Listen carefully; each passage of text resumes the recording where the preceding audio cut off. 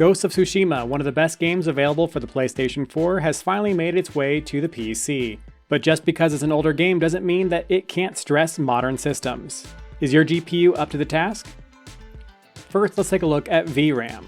Coming from the PlayStation 4, which only has 8GB of RAM in total, the VRAM requirements on the PC version are pretty modest. At 900p at the lowest quality settings, it's only using a little bit over 4GB in total, and scaling up to 4K doesn't even reach 7GB. Dialing up the settings to maximum does increase the usage even more, but even at 1080p you'd be well serviced with an 8GB card, with 4K using a little under 10 gigs.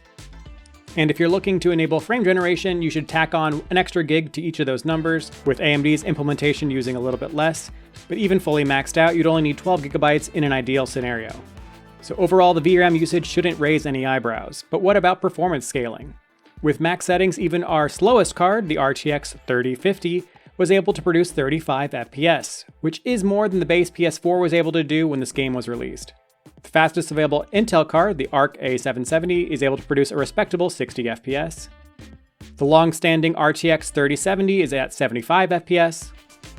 The AMD RX 7800 XT beats the RTX 3090 and produces 105 FPS. And the current juggernaut, the RTX 4090, holds its performance crown with 165 FPS, a little above AMD's RX 7900 XTX at 153. Bumping up the resolution to 1440p doesn't actually reduce the performance all that much, with the RTX 4080 and the RX 7900 XT both coming in around 125 FPS. The RTX 4070 comes in at 87 FPS.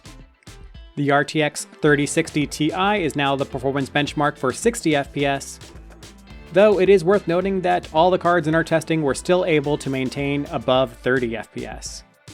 The bump up to 4K though is finally too much for the RTX 3050, with now the RTX 3060 being the baseline for 30 FPS. An RTX 3080, RX 7700 XT, and RX 6800 all provide above 60 FPS at 4K, and anything above the RTX 4080 Super delivering above 100 FPS. Overall, this game scales very well with resolution and with settings, and seems to be optimized for all the hardware vendors.